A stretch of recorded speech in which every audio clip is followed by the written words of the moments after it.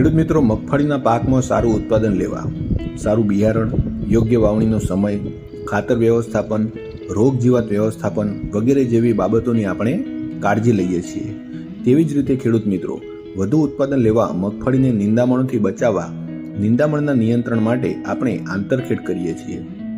મગફળીમાં 3 થી 4 વખત આંતરખેડ કરવી તે યોગ્ય છે, પરંતુ ઘણા ખેડૂત મિત્રો 6 થી 8 વખત અને તેનાથી પણ વધુ વખત આંતરખેડ કરતા હોય છે. જ્યારે વધારે પ્રમાણમાં આંતરખેડ કરવામાં આવે ત્યારે જમીનમાં રહેલી સફેદ ફૂગ કે જેના કારણે છોડ નાશ પામતો હોય છે, તો વધુ આંતરખેડ કરવામાં આવે તો સફેદ ફૂગનો ફેલાવો છે એ વધારે પ્રમાણમાં થાય છે અને મગફળીના વધુ છોડ નાશ પામે છે.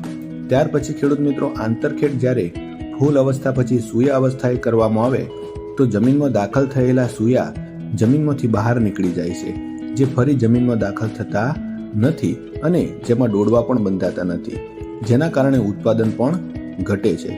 સાથે ખેડૂત મિત્રો, આંતરખેડ કરવા માટે ટ્રેક્ટરનો ઉપયોગ કરવામાં આવે છે, જેના કારણે ખેતી ખર્ચ પણ વધે છે. માટે ખેડૂત મિત્રો, મગફળીના પાકમાં ભલામણ પ્રમાણે 3 વખત હાથથી નિંદામણ અને 3 થી 4 વખત આંતરખેડ કરવી જોઈએ. ખેડૂત મિત્રો, ખેતીલક્ષી અને ઉપયોગી માહિતી માટે ચેનલને સબસ્ક્રાઇબ કરી લો અને તમે મગફળીના પાકમાં કેટલી આંતરખેડ કરો છો તે પણ કોમેન્ટ બોક્સમાં અવશ્ય જણાવો.